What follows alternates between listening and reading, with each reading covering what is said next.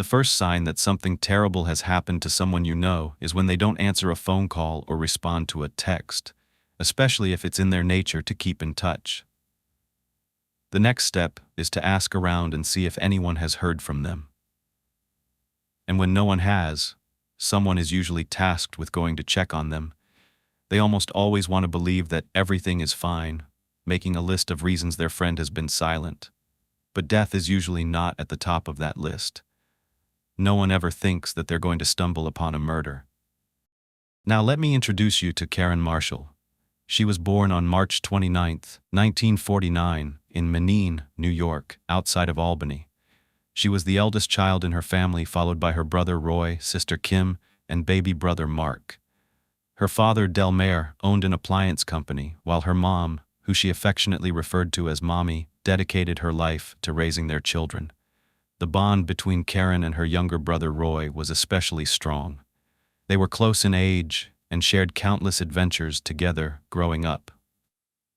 Karen and Roy had their fair share of fights and moments of mischief, but Karen would also bribe Roy with promises of a coveted reward, the chance to hang out in her room. This room was a treasure trove for Roy, filled with music boxes and other fascinating items that captivated his curiosity. Her strategy was simple. Karen would offer Roy the privilege of exploring her room in exchange for him doing his chores. But maybe they were her chores. I just thought that was pretty cute. As a young girl, Karen faced challenges though. Due to her speech impediment, she struggled with a stutter, making it very difficult for her to pronounce certain words or sounds correctly. This condition affected her confidence and made her anxious about public speaking and social interactions. When her parents asked the doctors what they should do, their advice would probably be frowned upon today. The doctors told them to make fun of Karen until she stopped. Her parents followed the doctor's orders, but it's no surprise this only made her stutter worse. Poor Karen. But she was resilient. Delmare and Sophia raised their children Catholic and were very strict, especially with their daughters. They told Karen she could not leave home to attend college unless it were a Catholic university. Being the good daughter she was, Karen decided to follow her parents' wishes and enrolled at Nazareth College, a Catholic university in Rochester, New York. Karen decided to study art. She possessed a remarkable talent for creating captivating sculptures, which were deemed worthy enough for permanent display within the school. It was during this time that Karen's confidence soared. Although she had struggled with that stutter since childhood, she managed to shake off those fears and conquer her public speaking challenges. Attending college in the late 60s and early 70s, Karen found herself studying at a time when the Vietnam War was raging. Being open-minded, she joined other like-minded students in peacefully protesting the conflict. Little did she know that her image was going to appear in the newspaper alongside her fellow picketers. When Karen's conservative Catholic parents discovered her involvement in these demonstrations, they were mortified. Their daughter, the student they had raised with strict values, now found herself at the forefront of a counterculture movement. This sight caused quite a stir in the household. It always seemed that Karen was at odds with her parents. But after she graduated from Nazareth with a Bachelor's of Arts and Science degree, she decided she didn't want to go to her graduation ceremony to get her diploma. She didn't want to walk the stage. Karen was like, "The school can just mail it to me." When her mother, who was of course so proud and ready to travel to the school for the big graduation celebration, heard this, she was stunned. Being traditional and old school, Sophia did not approve of Karen's decision to skip her ceremony. She exerted her influence, and she guilt-tripped her daughter into attending. Here's what Sophia did. She told Karen that her grandmother had sewed a beautiful white dress for her, specifically for the graduation ceremony. She threatened that Karen's decision not to walk across the stage in that dress would break her grandmother's heart. Against her own better judgment, Karen succumbed to her mother's demands. She did attend her graduation ceremony with her class, wearing that dress that her grandma gave her or made for her. We don't really know which one was the truth. However, she still needed to rebel. She had to find a way to express herself. When Karen's name was called, she strutted across the stage wearing the white dress, but she had a pair of combat boots underneath her gown. This unexpected footwear choice caught the attention of both the audience and Karen's family. All the other women, of course, were wearing their nicest dress shoes. Her family members were furious, but her brother Roy thought it was hilarious. After graduating, Karen was hired to teach art at an elementary school. She also had the opportunity to work at a psychiatric hospital, where she utilized her artistic abilities to help patients express themselves through art. During this time, Karen met a guy named Stephen Cruz, whom she would eventually marry. Despite growing up Catholic and attending a Catholic university, Karen had become increasingly disillusioned with the church and its teachings.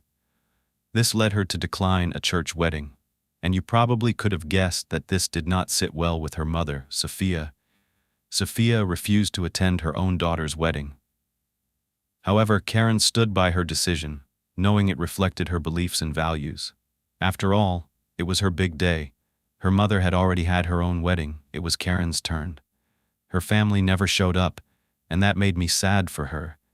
But, having an overbearing mother like Sophia, Karen was happy with her decision and stood up for herself that day. At the end of the day, it was about her and Stephen. After they got married, the couple relocated to New Hampshire, where they embraced the hippie lifestyle, which was quite popular back then. Karen cultivated a garden to grow her own food, while her husband worked at a co-op where they traded labor for more food. This self-sufficiency enabled them to sustain themselves in a more organic and natural way, a trend that has actually come back and is pretty popular nowadays as well.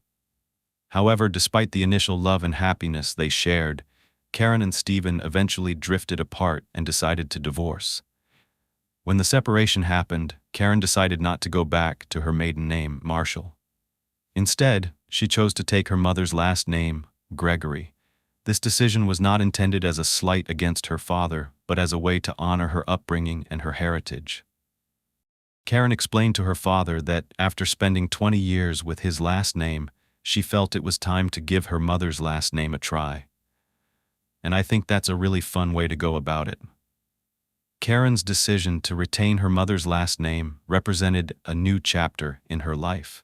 It symbolized her determination to carve her own path and create her own destiny, separate from her upbringing and any limitations it may have imposed. After her divorce, Karen decided to stay in New Hampshire and was hired to work for a couple of different magazines. She worked for a children's magazine, and the other one was about computers. This provided her with a fresh start and the opportunity to pursue her passion for working as a graphic designer. She settled into her new role and made friends with a colleague who shared her interest in sculpting pottery, of all things. Their conversation sparked a connection, and Karen found herself falling for this guy hard. Karen's life took an unexpected turn when she decided to not only start dating this guy, but also move in with her new pottery partner. Let's just call him Sam for clarity. Living with Sam had a profound impact on Karen. She began exploring her culinary skills, experimenting with various recipes and ingredients. One recipe that caught the attention of her friends and loved ones was her legendary baklava. In addition to cooking, Karen's lifestyle underwent a significant transformation. She started following a vegetarian diet, aligning with her new values and beliefs. Her passion for cooking also led her to develop a love for the art of aromatherapy. Karen loved cuddling up with her cozy socks on, her cats nearby, and enjoying the delightful scents flowing through the air. Her brother Roy even started calling her Miss Whole Wheat and the Queen of the Hippies. They both had a great sense of humor. Karen had thick, long brown hair, olive-toned skin, and mesmerizing blue eyes. Her striking features, combined with her confident demeanor, turned heads wherever she went. However, Karen remained humble and grounded, never letting her beauty overshadow her genuine kindness and positivity. She just radiated warmth. By January of 1983, Karen was ready for a change. The harsh New England winters had taken their toll on her, and she wanted to relocate to a place where the sun was shining all year round. Although Karen was still close friends with her boyfriend Sam, she decided to end the relationship to pursue her aspirations of moving to a different location. Karen embarked on a journey to Pinellas County, Florida, with her younger brother Mark. Their sibling Kim and her husband were already living there, so they figured they'd give the Sunshine State a try. Karen started working as a waitress at the Garden Restaurant and Bar in downtown St. Petersburg. After moving, Mark eventually decided to go back up north, but Karen embraced the Floridian lifestyle, and she stayed. Following Mark's departure, Karen settled into an apartment in Paso Grill Beach with her friend Anita Kilpatrick. They quickly became inseparable and formed a really strong bond as they navigated through their new lives in Florida. Karen's love for the sun grew stronger, and she found herself loving the warmer weather. She immediately fell in love with her new job as well. On Halloween that year, Karen dressed up as a waitress from the 1950s, complete with a white apron, red lipstick, and a beehive hairstyle. To further enhance her costume, she even spray-painted her hair black, leaving a stain on her bathroom wall that lasted for weeks. Living in Pinellas County was a breath of fresh air for Karen, who absolutely loved being outdoors. Florida was so different from living in New York or New England, where she was stuck inside the majority of the year because the weather was so cold. One of Karen's favorite new activities in Florida was riding her bike for miles in the hot summer weather. She would often listen to her favorite reggae group on her portable cassette player, Who Remembers These, and she enjoyed the music as she pedaled along. Sometimes her roommate, Anita, would actually catch Karen in the apartment dancing and having a great time all by herself while listening to her favorite reggae. Karen wasn't afraid to make a fool of herself. She was confident in who she was, and she didn't mind what others thought of her. Karen possessed many admirable qualities, but her loyalty was one of her defining characteristics. She was a dedicated friend who cherished people that she held close to her heart. One of Karen's pet peeves was actually gossip. She detested any form of negative talk and preferred to focus on positive and uplifting conversations. When she moved to Florida, she left behind her friends up north. However, this move did not deter her from her commitment to staying connected with her loved ones. She invested in a new, sleek black telephone specifically for her calls, and Karen's calls were very memorable. She would refer to her friends with affectionate terms like honey and sweetheart. Unfortunately, back then, you had to pay for long distance, and her excessive long-distance phone calls racked up her bill. But it was a reflection of her dedication, and she was willing to pay the price to maintain those friendships. Although Karen might not have had a lot of money, she was rich in friendship, as they say. She loved to explore new places, and she was always up for a new adventure. Traveling was actually one of her passions. She dreamed of someday living in Jamaica and teaching art. Something else changed when she moved to Florida. Karen took her safety very seriously. It was different there. She never even locked her doors in New Hampshire, but now she was always having to remind her sister about the importance of being aware of her surroundings. One night, while at Kim's house, Karen reprimanded her for carelessly just opening the front door without even asking who it was on the other side. She told her, "You have to be more careful," saying, "What if someone came in here and attacked you?" Karen had been protecting her little sister since they slept in the same room as kids. When Kim used to be scared of the dark, she would climb into Karen's bed and sleep with her if she had a bad dream. A few years earlier, in 1977, Karen and Kim had gone together to see a movie called Looking for Mr. Goodbar. It was based on a real-life murder case that happened back in 1973, the killing of a New York City schoolteacher, Roseanne Quinn. The movie centered around the young schoolteacher who was stabbed to death in her home by a guy she met at a bar. The storyline deeply impacted Karen, leaving her terrified and concerned about her safety. During one conversation after they watched the movie, Karen shared with Kim her fear of dying violently like it was depicted in the film. Karen said, "I never want to die like that." It was as though Karen could sense a dark foreshadowing of her own future, as if the universe was almost sending her a warning. The chilling events depicted in that movie stayed with Karen. In March of 1983, Karen met a new guy, David Mackey, and there was just something special between them from the moment they met. Karen couldn't help but feel butterflies in her stomach. She debated whether or not to give him a call after they exchanged numbers, but ultimately Karen decided to take the risk. It turned out to be one of the best decisions she had ever made. David felt the same way about Karen. Her and David's first date was magical, and from that moment on, they knew that they had something special. David later confessed that he did not simply fall for Karen, he plunged. One of the things that drew Karen to David was his passion for martial arts, because they both shared a love for the discipline. In addition, David and Karen both had an appreciation for reggae music, and they would often attend concerts together. Those close to Karen quickly took to David as well, appreciating his intelligence and compassionate nature. They believed he was one of the few people who could keep up with Karen's wit and her sharp humor. David and Karen discussed traveling the world together one day, and even possibly getting married. David was a therapist who worked as an administrator of a counseling program for Vietnam veterans at the Bay Pines Veterans Administration Medical Center. He dedicated his time to helping veterans struggling with post-traumatic stress disorder. His empathy and understanding were remarkable, and Karen admired his ability to connect with those in need.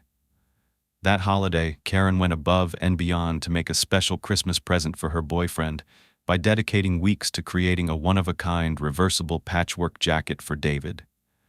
Karen's approach to this jacket's creation was, I would say, unconventional and meticulous. She had no specific plan in mind. She just started and let her inspiration guide her every step of the way. This jacket was unlike anything anyone had seen. It had vibrant colors, zippers in unusual places, and no pattern. It sounds really cool. To ensure that David experienced the surprise as she intended, Karen refused to let him over to her apartment. She was scared he might catch a glimpse of her progress.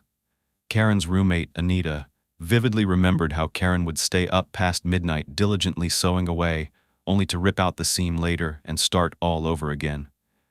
This perfectionism and commitment to creating the perfect jacket gave Anita quite a headache, but she knew it would be worth it. David was thrilled when he got the jacket. Just about 4 months later, he surprised Karen by asking her to move in with him at his home in Gulfport, Florida. She had become familiar with Gulfport during her year-long relationship with David. What attracted Karen so much to this neighborhood was the presence of a neighborhood watch program. It made her feel safe knowing that there were neighbors looking out for one another. As a matter of fact, it was one of the first things she noticed when she started coming over to David's house. There was a sign in one of the neighbors' front yards that read, "Warning, this is a Citizens Crime Watch area." Now, I'm sure that you've seen one of these signs before in certain neighborhoods, where it's meant to deter people from committing crimes since they know people are watching. Karen liked that it was a somewhat quiet neighborhood, with a lot of the residents being older. They were retirees who had come to Florida from somewhere else, or snowbirds who only lived in their homes during the winter months. Karen and David were among just a handful of younger residents in the neighborhood, and that made them unique. Of course, there was also the fact that Karen was white and David was black. I'm mentioning this because we're talking about 1984, and even though by the early 80s it was way more acceptable, it was still not as common. It made the couple stand out, especially in this more conservative area of town, where they would still get a few stares or raised eyebrows now and then. But David had already been living in this neighborhood. He felt safe, accepted, and like a part of the community. He never had any problems at all with any of the neighbors. The house was quaint and cute. It sat on the northwest corner of 27th Avenue South and Upton Street. 27th Avenue South was one of the few roads in that neighborhood paved with brick, which I thought was pretty interesting. It made me wonder why. I thought it was cool and kind of nostalgic. Every time a car drove by, you could hear a rumble from the tires. And hin ta I in May of 1984. As Karen started to move her belongings into David's home in phases, she bid farewell to her job at the Garden Bar and Restaurant. However, the month marked a significant turning point in her life, because she got hired by a new company called Datacom Associates as a graphic artist. This fulfilled her passion for creativity. Her role entailed creating specific drawings that represented complex concepts, and help to explain how something functioned or how it was constructed. This would be something you might find in an instruction manual on how to use a new device you bought. Karen believed the rest of 1984 held nothing but promise. She'd be living in a new home in a safe neighborhood, she had landed her dream job, and she had a thriving relationship with David. That is what makes these cases so sad, because little did Karen know that her hopes and aspirations would never be realized. Darkness lurked patiently, watching and waiting for its opportunity to strike. As Karen continued her preparations to move in with David, she unknowingly stepped right into a web of danger. The week that Karen began to move her belongings into her boyfriend David's Gulfport home, he had to travel to Providence, Rhode Island, for a few days for a conference. He'd be leaving on Monday, May 21st. Karen drove him to the airport that day. She said goodbye, gave him a hug and a kiss. After saying goodbye to David at the airport, Karen made her way back to the apartment that she shared with her friend Anita in Paso Grill Beach.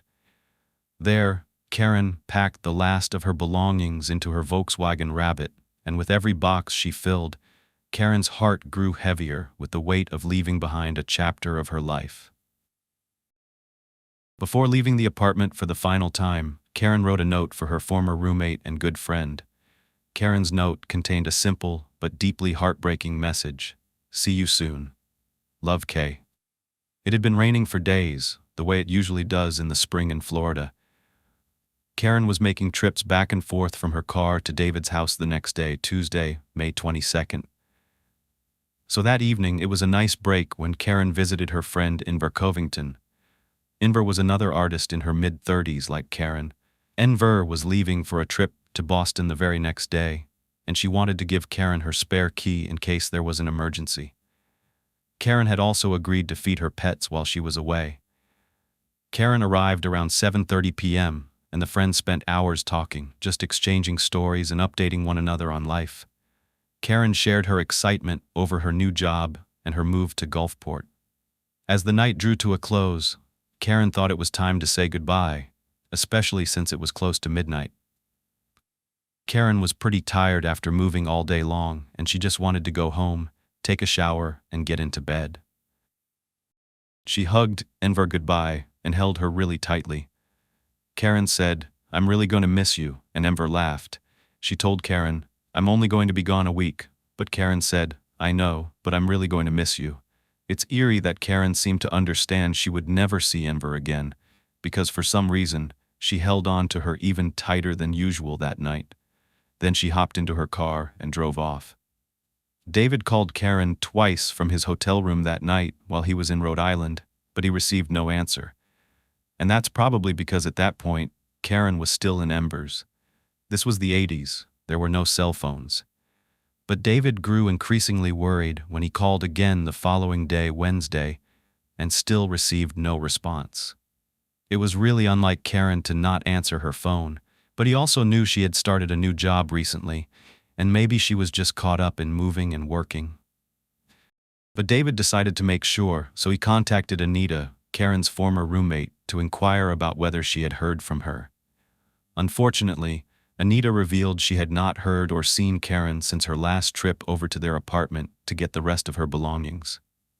However, she told David that maybe he should check with her sister Kim, because Karen and Kim kept in touch on a regular basis and had just seen each other a few days before, on May 19th. Kim, her husband, and her daughter lived about 45 minutes away in Dunedin. Since it wasn't uncommon for them to visit together, David figured they would check with Kim. He hoped that Karen would be with her, but again, David discovered that Kim had not been in touch with her sister either. David was busy at work at his conference and still believed that Karen could just be busy settling into her new job and her new home. But that day, David decided to contact Datacom Associates, Karen's new employer, during business hours so he could hopefully catch Karen while she was working. That's when Karen's supervisor informed David that Karen had not been at work at all, and this news concerned David. Karen would never miss a day at work at a new job, especially without informing someone that she wouldn't be there. After he was finished with his work for the day, he began contacting friends of Karen's. Once again, he spoke to Anita around midnight, since he still could not reach Karen. When Anita heard that Karen had missed work without calling in, she became really concerned. But David told Anita that he would try Karen again around 7 på Strambid. That way, he could catch her before she went to work. If he still didn't get an answer, he was going to get in contact with one of his neighbors in Gulfport and have them check on Karen, because something did not seem right. While David was doing that, Anita took it upon herself to contact the local hospitals and police stations in Pinellas County to see if any people matching Karen's description were under arrest or under their care. But unfortunately, Anita was unsuccessful in her search. So at 7 am on Thursday morning, David contacted his neighbor, Amy Bressler, who lived a couple of houses down from him on Upton. He asked Amy if she could just look out her window and check if Karen's VW Rabbit was parked in their driveway. Amy peered out her window and confirmed to David that both Karen's car and his car were parked outside. David was desperate to know if the love of his life was okay, so he begged Amy to please go check on Karen, saying that he would remain on the phone until she came back. Remember, this is not a cell phone, it was a landline. So Amy put down the receiver and walked across the street to David's house. The closest door to the road was their side door, which was under 2 giant oak trees and faced Upton. Amy went up and knocked, but she didn't get a response. She made her way around the house to the front, which faced 27th Avenue South. Back then, many homes had jalousie doors, including this one. The door had jalousie window panes, which are tiny, horizontal window panes that function like Venetian blinds. They were really popular in the South because you could use this little knob to open and close the windows to let some fresh air inside on a hot summer day or night. Well, right when Amy headed up the walkway, she noticed that several of the thin glass panels were broken, and some of the glass was lying on the path to the front door. This stood out, but she still walked up and knocked. She also called out Karen's name, but she got no answer. So she walked to the back of the house and noticed some curtains gently swaying from the breeze that appeared to be coming through an open bedroom window.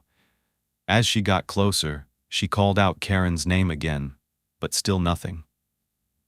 When she got to the window, she realized it had a screen on it, but there was a cut in the screen, and she could fit her hand through. She carefully stuck her hand inside and moved the drapes just a little bit to peer in. First, she saw the bed. It appeared slept in, it wasn't made, and there was no one in it. Then she scanned the room, and finally, her eyes landed on the floor outside of the bedroom in the hallway. She could see the form of a woman's body on the floor just outside the door to the bedroom.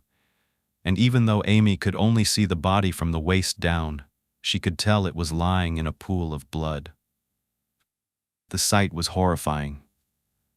She quickly backed away from the window and ran home, where David was still on the phone waiting for news. "David," she said, "something really bad has happened at your house." She was gasping, her voice filled with dread and urgency. "I need to hang up and call 911. David, stuck in Rhode Island, was unaware of exactly what Amy had found, and he was terrified for his girlfriend's well-being. As David's phone went silent, he just sat there, his heart pounding, his mind filled with worry. He had no idea what was going on back home. A few minutes later, he called his house again, hoping that Karen would now answer and could explain what was going on. But he was surprised when a woman's voice that he didn't recognize said hello. David told the woman that he was the owner of the home and wanted to know where his girlfriend Karen Gregory was. Was she there? The woman, a police officer, said, "Yes, she is." David responded by asking, "Well, is she okay?" The officer merely said, "Sir, she's dead." He heard what the officer had just said, but he couldn't believe it was real. What happened? Let me take you back to after Amy called 911. That's when Officer Cheryl Falkenstein got on the scene. She tried all the doors, but they were locked, so she peered inside the same bedroom window that Amy looked into and saw the woman's body. She called out asking if she was okay, but got no response. She called for paramedics, and while she waited, Cheryl took the screen off the window and climbed inside the house. Once the officer made it to the hallway, she was immediately greeted by the gruesome sight of Karen's body sprawled across the floor. her lifeless eyes staring up at the ceiling, her blood staining the carpet beneath her. The 22-year-old rookie cop ran to the front door and unlocked it to let in the paramedics, but it was clear that the woman was already dead, and she had been brutally murdered. It truly traumatized this officer. It was such a shocking sight. All the while, David had no idea what was going on inside his house. While homicide detectives were on their way to the scene, Officer Falkenstein scanned the bedroom. A box fan was still on inside. There was blood on the bed, as well as on a Hawaiian shirt and on the floor. There were a pair of green shorts and tennis shoes that were still tied, and beside them was an umbrella. Right on top was a phone that was now ringing. She picked it up, and that's when she spoke to David, informing him that Karen was dead. Meanwhile, at a hospital where Karen's younger sister, Kim, was working as a nurse, she was just handed a piece of paper in the middle of her shift by one of her colleagues. All this piece of paper had on it was a phone number, and her colleague told her to call the number. Kim looked at the number and she was confused because she didn't recognize it. She was like, "What is this?" Her coworker said, "Just call the number." Kim could have never guessed the horrific news she was about to get. An officer on the other end asked her if she had a sister named Karen Gregory, and when she said yes, the officer informed her that Karen was dead. Kim was thinking like a medical professional, so she asked, "Well, what hospital is my sister in?" That was when she was told Karen wasn't in a hospital. She was at 4727 27th Avenue South, and they were going to need Kim to come identify her body. Wow, I can't even imagine, but she and her husband made their way over to David's. David was actually the one who informed Anita about Karen's murder, and when he did, she just screamed and screamed. She said, "That's not true. How can you say that?" But she realized that he was serious. Anita then raced over to the scene with one of her friends, and they couldn't believe it. The yellow crime scene tape was already up around the house, and people were gathered out front. When Officer Falkenstein met with them at the curb, she told Anita what she had witnessed inside. Imagine hearing that about your best friend. It was devastating. Anita was mixed with shock, disbelief, and anger, watching all these strangers just gawking at the scene, hungry for more information. She could not hold back. She asked one of the men standing around, "Don't you know what happened? You live here. Didn't you hear anything?" Surprisingly, the man, who was just walking his dog, said that he did hear a scream one night, late into the night. Anita confronted him, saying, "And you called the police, right?" She was shocked when the man admitted he had not. She asked him why not, and he explained that he only heard one scream and didn't know where it was coming from, or what it was. He didn't want to call because he didn't want them to think he was making a big deal out of nothing. But clearly, this wasn't nothing. It was the beginning of a series of ear witnesses who decided not to call 911. You will learn that many neighbors heard Karen scream, yet none of them came to her rescue or even called for help. That's one layer of this case that made it stand out. It made many people question what they would have done in this situation. Detectives were on the scene, and they now noticed Karen's body had been stabbed over a dozen times. In addition, Karen had been struck with an object, causing severe injuries to her head. The investigators observed a significant amount of blood all throughout the room, all over the walls, next to her body, on the furniture, and on the floors. Upon entering Karen's bedroom, investigators noticed blood smears on a wall and a bit of blood on the bed, indicating that this is where the attack probably began. The presence of more blood on the bed and in this bedroom, along with the fact that the box fan was still on, suggested that Karen had been caught off guard while she was asleep, likely the victim of a surprise attack by her murderer. This discovery further showed how terrifying Karen's murder really was. She was vulnerable and defenseless in her sleep. As investigators continued their search, they noticed that outside the bedroom and down the hall to the front door, there was a trail of blood. They determined that during the attack, Karen had managed to escape her murderer and make her way towards the jealousy door. They felt that either Karen had fallen through or been pushed into it, shattering the glass. But she wasn't able to get outside. She was pulled back inside, and the attack continued toward the hall of the bedroom, where she was ultimately killed. There was also a trail of bloody footprints that led away from Karen's body to the bathroom, where they found a partial bloody footprint. These footprints stood out because Karen's feet, even though they were barefoot, were clean. This suggested that the murderer made these prints. There were also bloody footprints around Karen's body on the carpet, and even a bloody handprint on her thigh. I've already said this, but blood was everywhere. The placement of specific mirrors on the windowsill and the drapes, where the officer had later entered, suggested that the killer made his way out of the house through that same window. While at the crime scene, investigators conducted a thorough examination of Karen's body, and they noticed that she was wearing a black lingerie piece. But what was really odd was that it was placed over a baggy white t-shirt.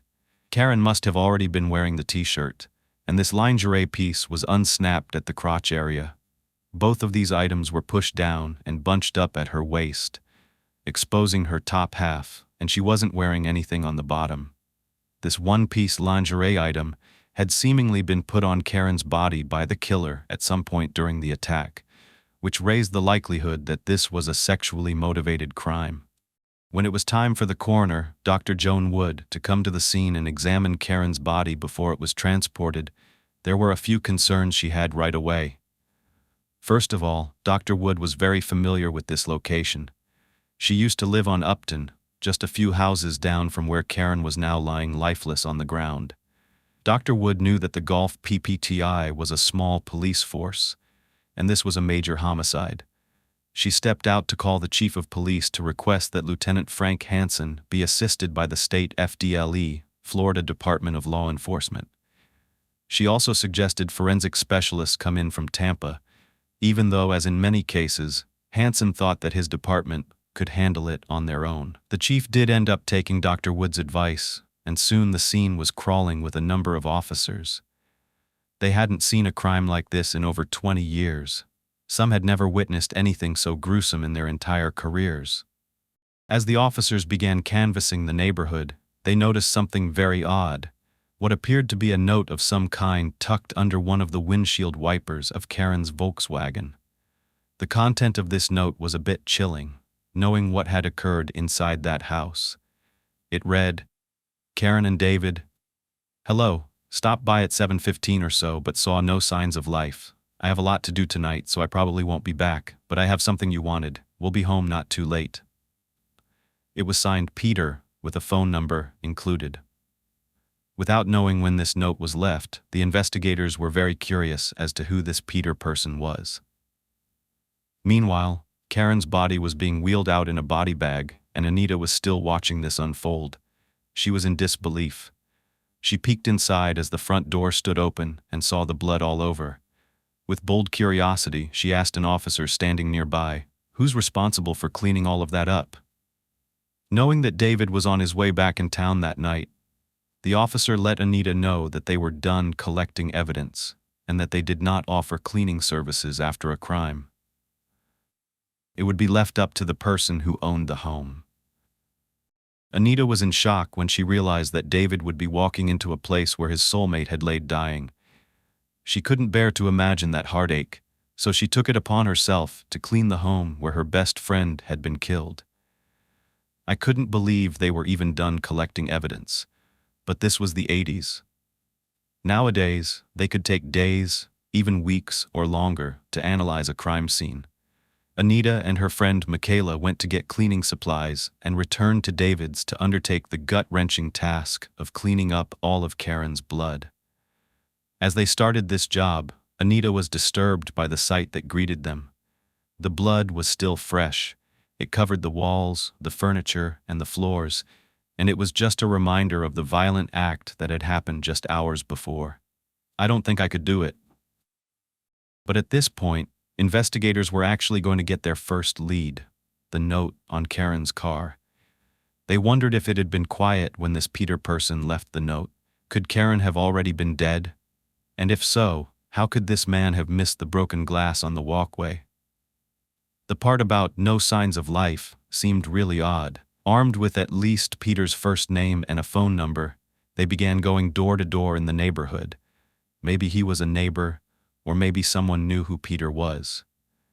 They were also interested in getting any information about something suspicious that anyone close by had seen or heard. We already know that one man admitted to hearing a scream late one night, but which night? And why hadn't the so-called Crime Watch group investigated? I mean, isn't that the point of having a crime watch to begin with? But on the other hand, officers knew that these kinds of wannabe Crime Stoppers groups usually don't do much, and the signs they put up don't actually deter criminals at all. Still, they wondered what the neighbors had noticed. They were about to get even more leads. They really needed to get a timeline as to when Karen was killed. That week leading up to Karen's murder was warm, and many residents had their windows open at night. One neighbor, Arthur Cooper, who lived right behind David's home, told the detectives that he had been reading a book in bed, unable to sleep on Tuesday night after he drank way too many espressos. He clearly recalled sitting in bed, listening to the radio and reading when he heard what he described as a short, high-pitched, agonizing scream. Instinctually, since it was so late, he gazed over at the clock, thinking, "What time is it that I'm hearing something like that?" It was eerie, and it was 1:15 a.m., but he added that his clock could have been a couple of minutes fast or slow. He wasn't sure. But the scream really shook him. So much so, he got out of bed, turned off his bedroom lights so he could see better out the window, and even turned off his radio. That way, he could listen for more screams, but when he peered outside, he didn't see anything and didn't hear any more sounds. It was lightly raining, and he said he sat there for about 15 minutes or so, just waiting to hear anything else, but he didn't. So eventually he went to sleep. But now, investigators had a rough timeline, the early morning hours of Wednesday, May 23rd, but they needed more information. However, it does add up with what we know because that was the night that Karen left, never saying that she was tired and wanted to go right to bed. Investigators spoke to another neighbor named Martha Bosey, who lived right across the street from David's house. She said that she also remembered hearing a scream and thinking, "Wow, that woman must not be a smoker because she's got quite a set of lungs on her." Really, she wasn't thinking of calling the police, but instead was admiring this woman's vocals. But Martha explained that it was probably around 1 o'clock in the morning, because she recalled having a really tough time falling asleep that night and was gazing over at the clock. She also heard a door slam, and to her, it sounded like a car door, but she couldn't be sure. Again, this was the second neighbor reporting that this happened around 1 a.m. on Wednesday. But what Martha does remember is something odd. She said something happened later that afternoon, well after the scream. She was driving home from work and saw the door to David's front patio area, which you have to go through before you get to the front door, wide open. But the thing is, the door had been opened like this before, when the wind had blown through the windows, so she really didn't think it was that big of a deal. However, when it got dark, she remembered seeing a man she had never seen before park his van in David's driveway. The man then walked around to the front of the house and up to where the open door was. He walked through it onto the patio and knocked on the front door. To be clear, the jealousy doors led to what's called a Florida room. It's an enclosed patio, and there's another door inside that leads to the house. On this patio area, the investigators had found blood droplets that led from the front door to the jealousy door. So they knew that Karen had come out onto the patio trying to escape before being slammed into those windows. Some of her hair had been left behind. They imagined that her scream probably came from her as she was inside the more open portion of the home, in this enclosed patio with the windows open, and that's why neighbors could hear it more clearly. Martha said she saw the man leave the patio, then walk around and look up and down the street. She thought that was weird. Then the man, who she said was tall and skinny, with curly hair and a beard, went to his van, sat inside for a while, and then got out and put something on Karen's vehicle. It was the note. So now there's a timeline for the note. Wednesday evening, about 15 hours or so after the scream was heard. A third neighbor, Glenda Harness, who lived right across the street from David with her boyfriend, George Lewis, said she distinctly remembers hearing that scream in the middle of the night. The house was in close proximity to David's. They were actually on the southeast corner, and David was on the northwest corner, so they were diagonally right across from one another. Glenda explained that the scream actually woke her up. She was pregnant and having a hard time getting to bed, but she recalled finally settling in, and then the scream pierced through the quietness of the neighborhood. She got up, looked out one of her windows, and actually saw one of the couples she knew from across the street, right next to David's house, standing outside of their front door. Then, the wife kind of motioned for them to go back inside. The investigators asked if Glenda's boyfriend had been home that night and if he had seen anything. She told them, yeah, he was home. He's a firefighter, and he went to go out and check if anything was wrong in the neighborhood that night. Glenda explained that they were part of the neighborhood watch, and when she heard the scream and saw the neighbors peering outside of their door, she ran to the kitchen window that faces their detached garage, where her boyfriend was working on his motorcycle. She wanted to alert him, but she couldn't see in the dark, so she ran and got a flashlight. Not to venture outside, but she was planning on using it as a weapon in case someone tried to come inside her home. She waited for George to come back inside, and when he did, he explained that he also heard the scream. He went up and down the streets to see if he could find out where it had come from, but he didn't see anything unusual. After talking about it for a bit, they went to bed. Investigators made a note to speak with George. Detective Tossi took up the task of speaking with the firefighter, who worked for the nearby city of St. Petersburg, and also volunteered at the local Gulfport fire station, which was right next to the police station. So they knew each other very well, and Tossi considered George a reliable friend. They were banking on George, whose girlfriend said that he actually went to check on where the scream was coming from, to offer up some very valuable information. After George was done working that day, he came right over to the police department to meet with Detective Tossi. George did have information about the night. He worked odd shifts at the fire station, so he was usually awake late into the night, and that night was no different. He said he had worked that day, but later he was out in his detached garage working on his motorcycle when he heard a loud scream. But then he said it stopped, so he wasn't sure which direction it was coming from. He stopped working, left to go check the area, but didn't see anything or hear any more screams, so he went back home. However, George mentioned things that he had seen. First, he said that not too long before this, he saw some commotion over at David's house involving, in his words, 2 black eyes. He wasn't sure what happened, but he saw an ambulance outside, and this was a few weeks ago. He also said that after he heard the scream, he checked around and saw a man riding past on a bike, but he couldn't really see characteristics in the dark. Then later that evening, he had seen a man arrive at David's house in a van. This man walked around and left a note on Karen's car. According to George, this person was strange, and the detectives knew the person being referred to was most likely the same man Martha had reported seeing, and the note was signed with the name Peter. Altogether, 12 people heard Karen scream on the night of her murder, but none of them chose to call 911.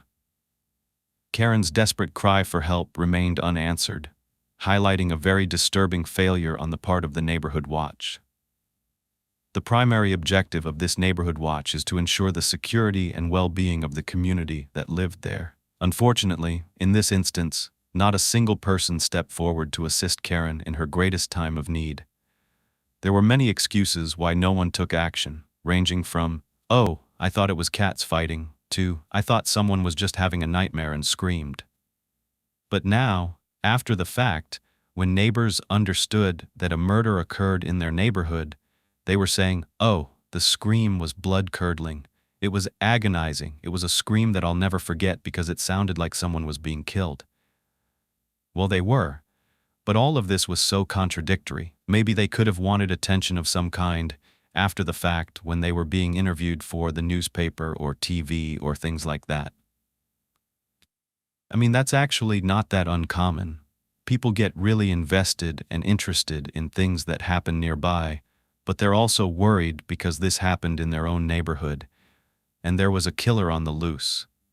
I personally wonder if there was a sense of guilt that they felt for not doing anything in a moment when someone actually needed help.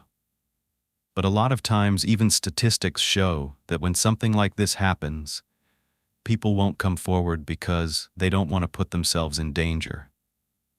On one hand, I really can't blame them, but on the other hand, all you have to do if you see something is say something to the police. That's all you have to do. You can do it anonymously. You don't have to put yourself in danger. You don't have to go investigate, but at least call 911. Even if you do think that you're going to look stupid if it turns out to just be an animal crying. After further investigation, the detectives discovered that the two men involved in the ambulance situation over at David's, a month prior, were actually his lawn care maintenance workers, and one of them just happened to need medical attention while on the job. He collapsed, and it was later found out that he had a seizure while working. But what was more interesting was that this person, Lawrence Saunders, was a Vietnam veteran who had met David at the counseling center where he worked. David had hired him to do some odd jobs here and there and work on his lawn. He had actually been there on Tuesday morning. This was a person who had been inside the residence before, and they knew the layout, including where Karen would be asleep. So this was a lead. They had another lead as well. They found out that the Peter who wrote the note was Peter Kimball, a local man and an acquaintance of Karen and David's who had a weekly radio show. They were uncovering all of this the same day that Karen's body had been discovered, on Thursday, May 24th, so they were working fast. Detectives quickly made their way over to Lawrence Saunders' house, the lawn worker. He was there with his wife, and they brought him down to the police station, where they were there for a few hours interviewing this man, asking him questions about what he knew about Karen and David.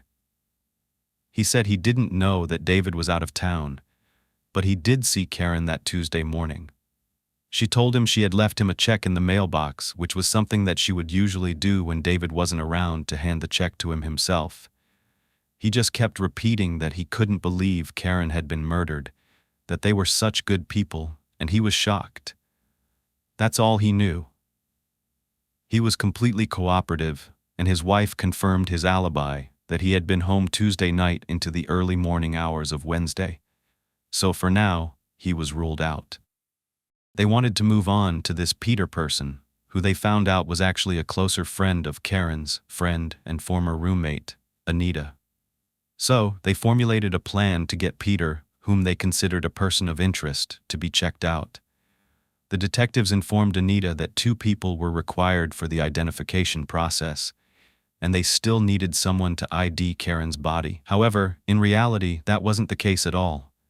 The detectives had different motives. They hoped that Anita would bring Peter with her to the morgue, and the plan actually worked. What were the chances Anita would bring Peter along? But when they arrived, Detective Tossi questioned Peter at the morgue. He asked about Peter's relationship with Karen. Peter stated that he first met Karen during her time working at the Garden restaurant in St. Petersburg. They formed a friendship, and that's all it was, a friendship. During the questioning, Detective Tossi noticed there was an injury on Peter's hand. This wound appeared to be consistent with someone who had fought back in an attack. The detectives had a reason to believe that Karen's murderer would have sustained injuries, considering how fiercely she had fought to escape. Peter could sense that the detectives were staring at his injured hand, so he moved it out of their sight. Then he informed the detectives that he had recently obtained a new puppy, which had caused the wound. Interesting, but not uncommon.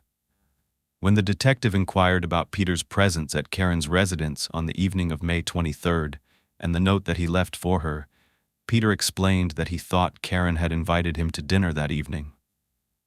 However, he admitted that he might have mixed up the dates, considering he now knew that David would be out of town. But was Peter telling the truth? Because Karen didn't seem like the type to invite another man over, according to those who knew her, especially not to her boyfriend's house while he was out of town. Tossi also wanted to know what was in the note that Peter mentioned. Peter said that he and Karen shared a common interest in reggae music, and he had brought back a cassette tape that she had let him borrow. That's all. He was just returning a tape. The detectives found it kind of strange that Peter had not noticed any glass on the front pathway or on the patio during this visit. According to Peter, the door was closed and secured when he arrived at the house. It was also dark, so maybe he missed the glass on the ground. Peter also let the detectives know that he had already planned a vacation to Boston and would be leaving the next day. Anita had been awaiting news of the exact date that Karen's funeral would be held, which was already being planned back home in Albany, New York.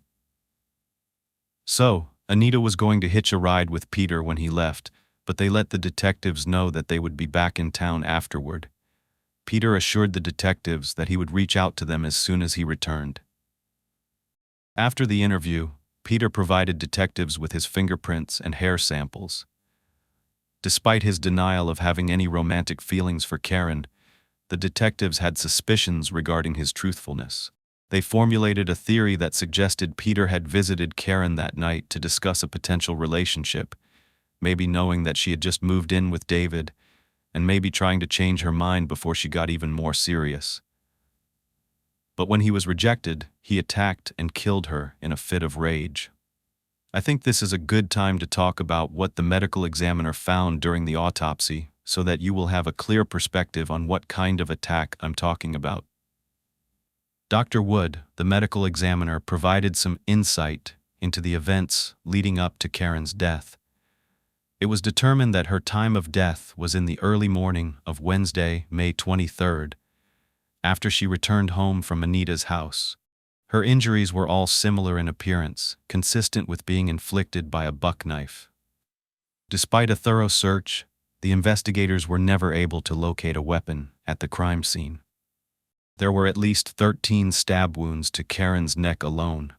One of them had nicked her spine. There were 2 more that had cut across her larynx, so she would not have been able to make a sound following those injuries. The blunt trauma to her head suggested that she was bludgeoned or slammed into something repeatedly. Karen's body revealed another chilling detail. She had sustained several defensive injuries to her hands, including a broken finger. These wounds indicated that she had fought back against her killer. The medical examiner also concluded that the combination of the knife wound and the head trauma had ultimately led to Karen bleeding to death. An assay kit was also used, and seminal fluid was found. The forensic examination conducted on the male DNA cells revealed that they were deposited approximately 12 hours before Karen's body was found. I was thinking they must have been studied under a microscope, and maybe they could determine how old the sample was by the way the sperm appeared. I wasn't sure because DNA technology at the time did not offer the same level of sophistication as it does today, and there wasn't even enough DNA in the sample to compare to a potential suspect. As a result, law enforcement was unable to identify any potential matches, even if they were able to get a sample from a person of interest. However, today, you don't need that much, so they would have known right away who matched that person's DNA, especially if it was in CODIS. But none of that existed at the time. Additional evidence suggested a forced sexual encounter related to the crime, not a consensual event, because Karen was known for being conscientious about her birth control, always ensuring her diaphragm was present during intercourse. These are not as common these days, but they're a dome-shaped cup, kind of like a period cup, that's inserted before intercourse and used as a barrier method of birth control to prevent pregnancy. The lack of her diaphragm indicated that the sexual encounter was against her will. This strengthened their theory that the killer's intent was forcing her into intercourse. What was also disgusting was that the killer tried to slit her neck but wasn't able to. Who knows if he stopped because he was interrupted or if the knife just wasn't sharp enough. That's very sad and very brutal, almost personal in nature. After this report came in, Detective Tossi was perplexed. It was clear by the state of Karen's body that a struggle took place, but there was no evidence of a struggle occurring in the house.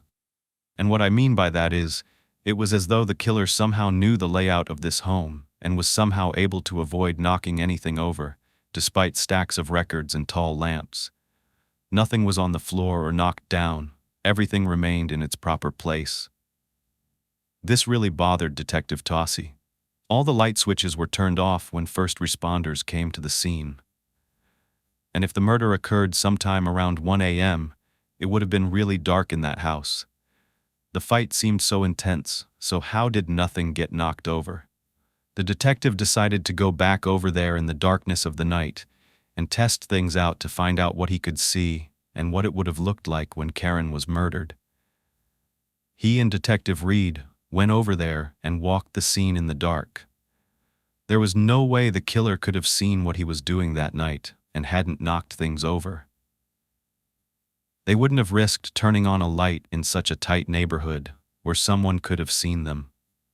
After careful consideration, the detectives determined that, because a neighbor, Martha, had seen the door wide open later that afternoon, but it was closed when Peter came there in the evening, the killer must have come back to the scene after the murder to somewhat clean up or cover up any evidence. So he must have picked things up and put them back in their places. That is so risky. It added just another layer to this crime. When they went back over all the evidence that was collected, something had been found on the scene that stood out. A newspaper. Now, it wasn't just any newspaper. It was called the Village Voice. It was a newspaper from Providence, Rhode Island. This was inside the house where Karen's body was found, just feet away. This discovery seemed really strange to detectives for a couple of reasons. First, they were located in Florida. Secondly, Karen's boyfriend David had claimed that he was in Rhode Island at the time of Karen's murder. Despite David's assertion that he was out of state when Karen was killed, the detectives were now skeptical. They wondered if somehow he could have had enough time to fly to Rhode Island, return to Florida, commit the murder, and then head back to Providence in time for his presentation. Very interesting, especially since it was David who asked his neighbor to go to his home, and then she stumbled upon the scene. Karen's family and loved ones had to cope with the devastating news of her death.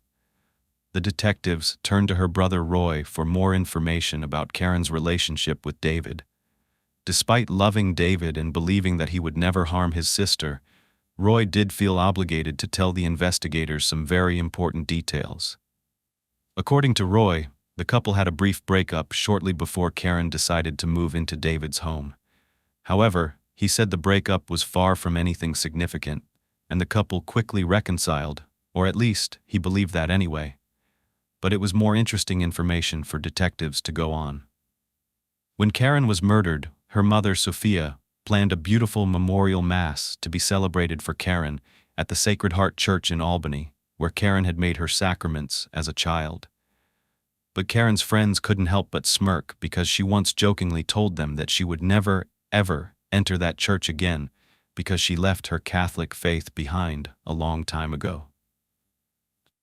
But before her death, Karen and her mom had been growing closer, although Sophia still struggled to understand Karen's choices.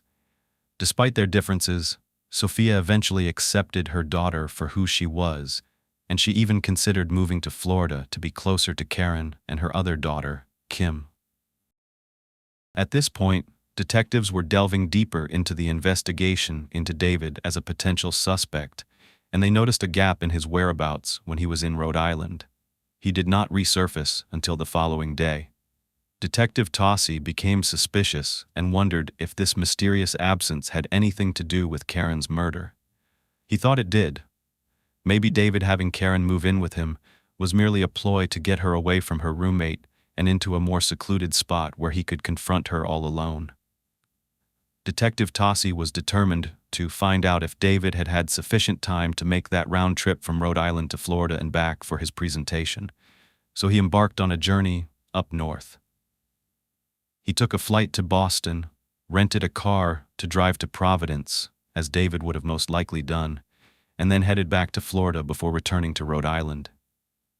By following David's hypothetical route, Detective Tossi was able to determine David had ample time to commit the murder and go back to his conference.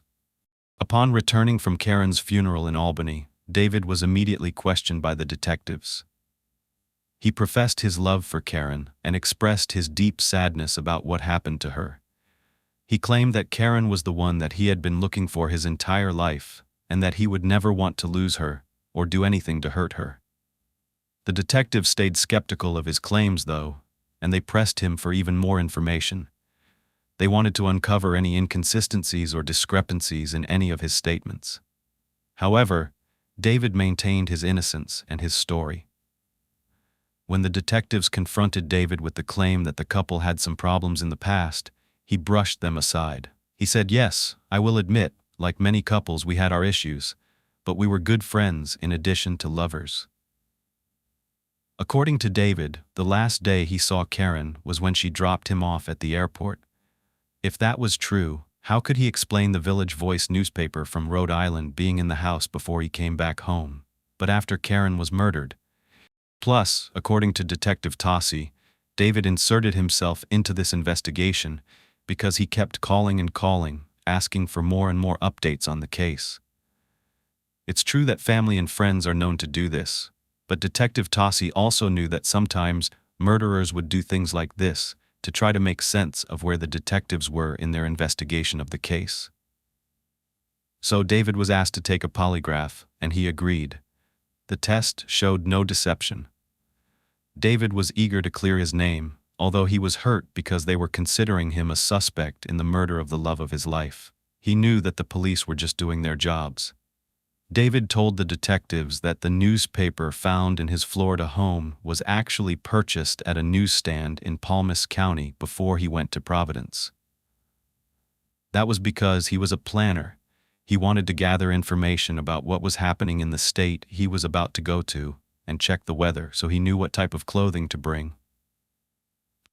This was for the internet, so this would be one of the ways you would normally check. But you could also just call the hotel you were going to be staying at, which seemed way easier for David to do.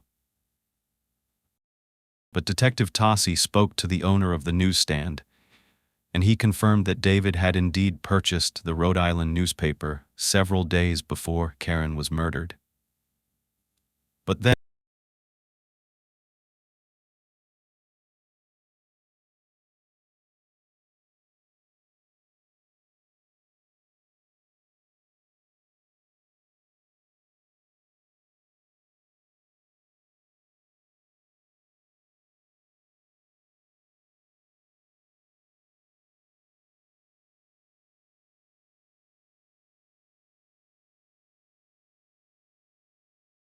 it was confirmed by Ember that the green shorts by her bed were the ones she was wearing when she was at her place that night. Karen most likely walked in, put the umbrella down in the bedroom, took off her shorts, and crawled into bed in her t-shirt. With David cleared, Detective Tossi decided to ask him who he thought committed the crime. David expressed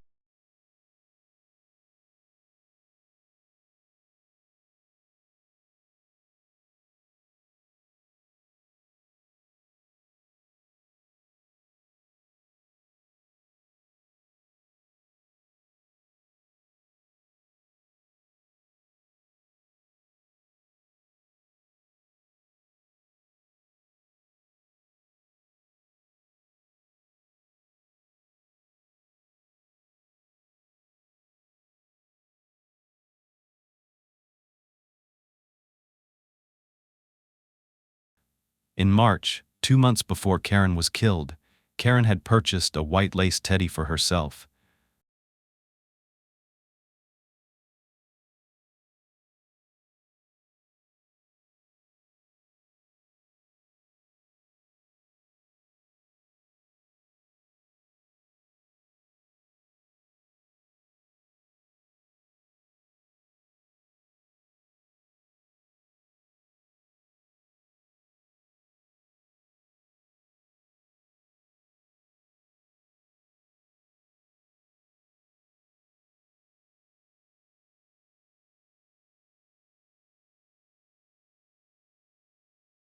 Had he taken the white teddy?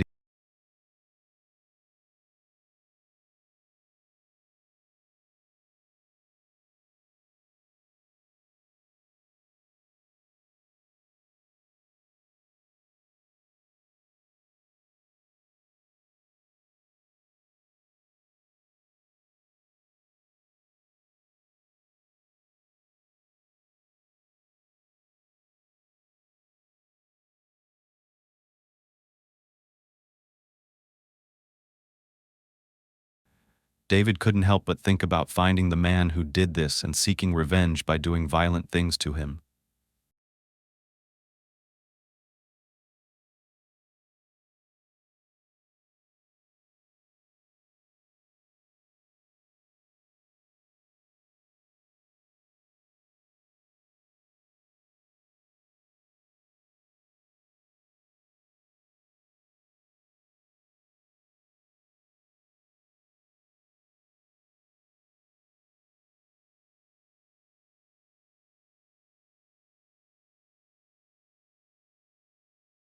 Eventually, he sold his residence and moved into an apartment in St. Petersburg, just waiting to find out who was responsible for ruining his life and taking Karen's.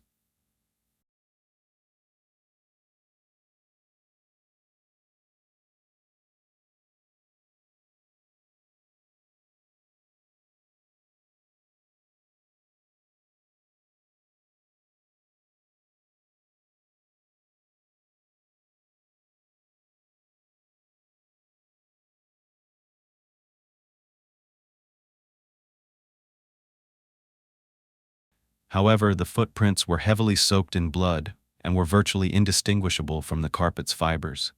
As a result, they couldn't be used to match to a suspect. Unfortunately, the bloody footprint, a partial print from the bathroom tile,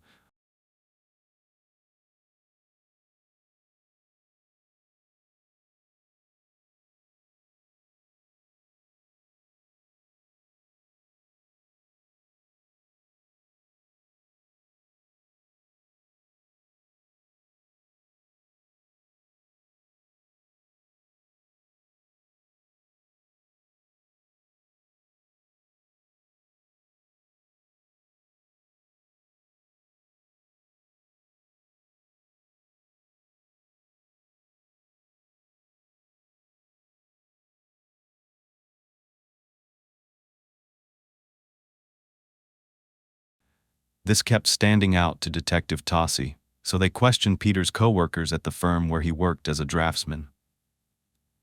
They asked why Peter left town after Karen's murder.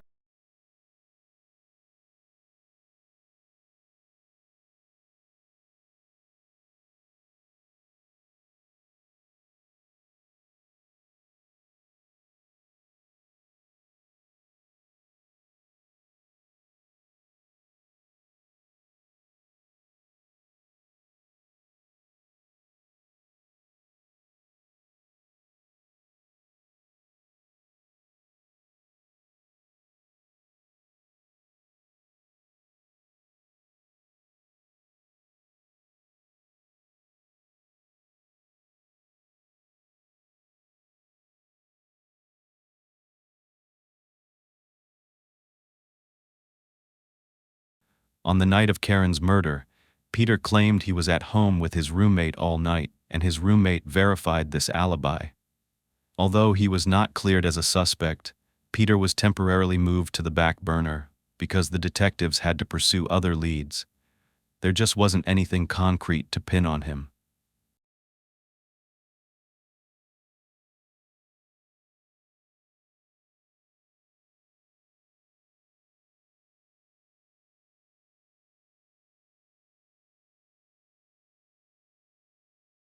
It was definitely out of place, and upon further investigation, the detectives determined that the schematics were crafted by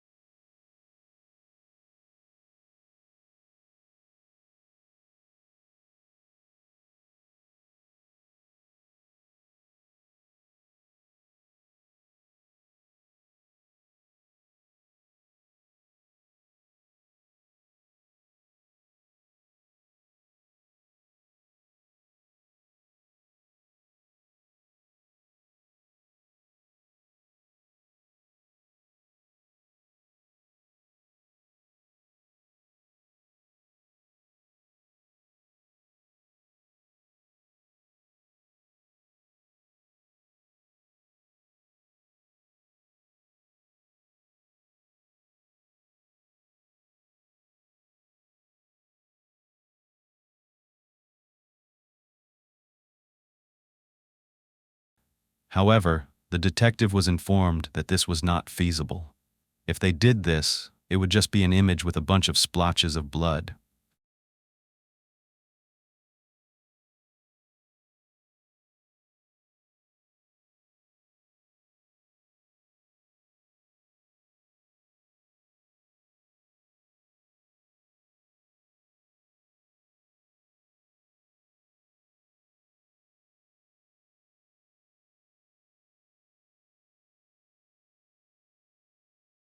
It just wasn't her style.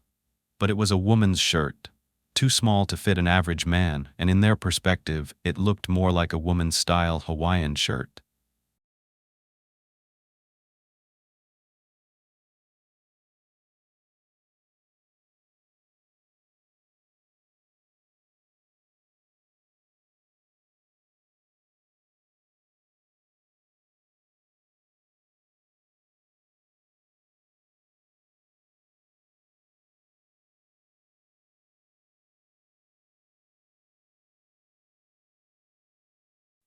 They got kind of lazy, slacked off, and didn't really give it their all like they should have.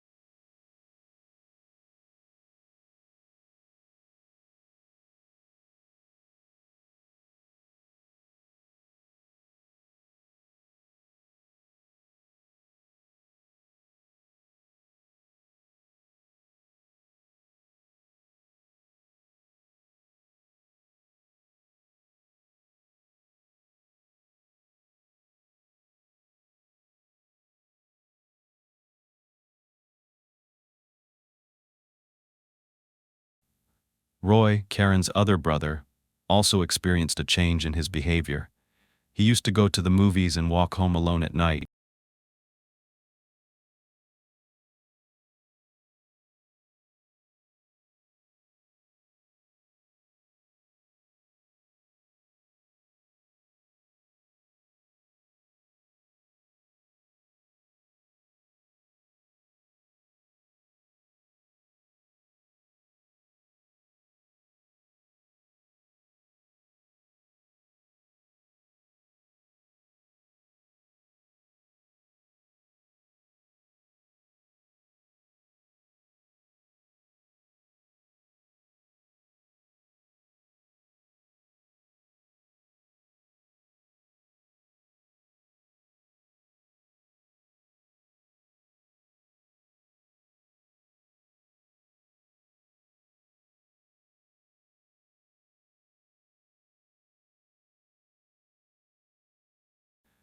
All she could think about were Karen's words, in which she expressed,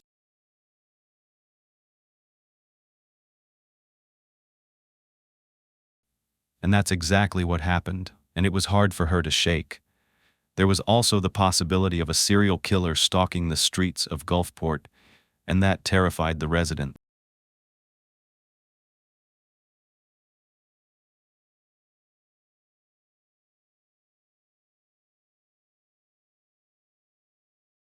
Months went by without any progress in Karen's murder case. Her family continued to wait and tried their best to deal with their loss, struggling.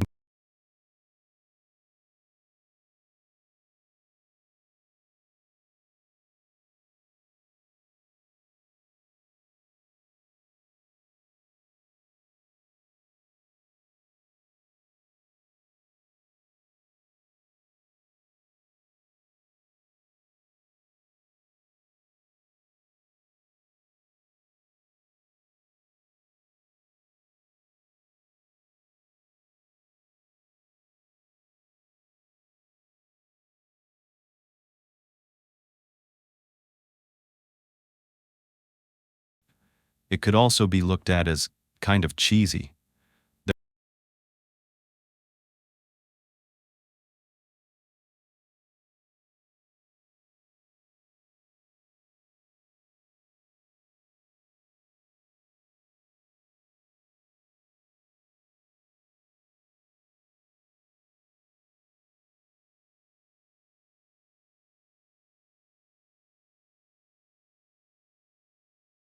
One of the officers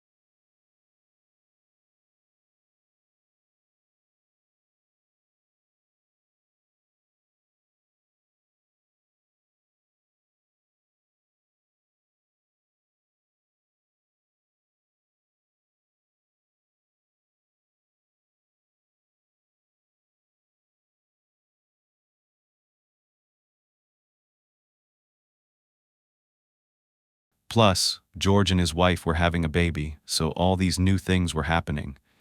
And I, for one, know exactly what that's like because I'm going through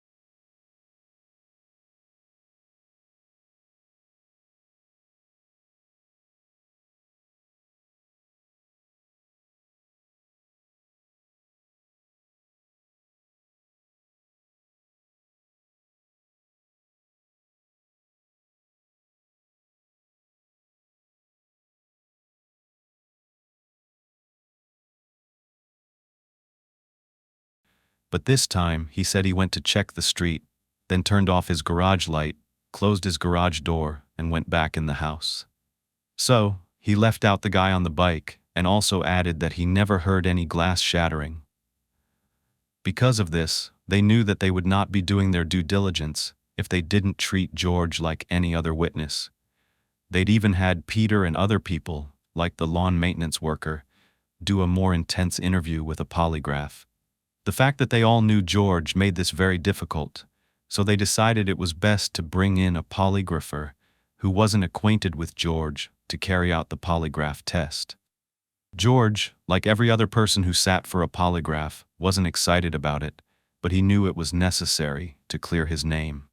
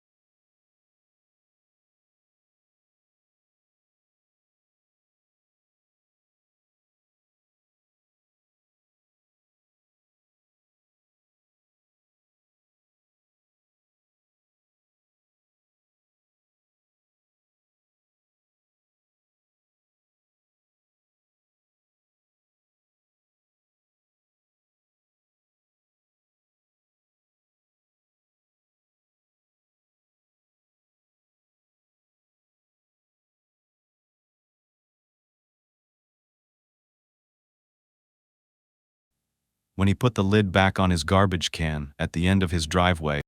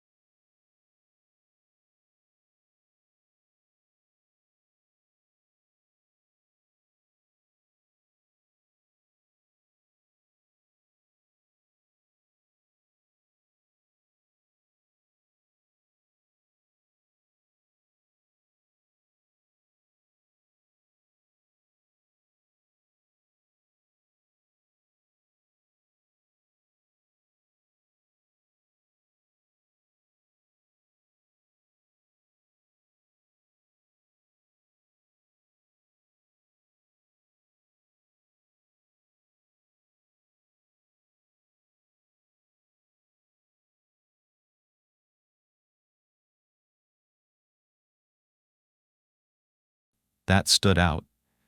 It made them believe that this incident was related to Karen's murder.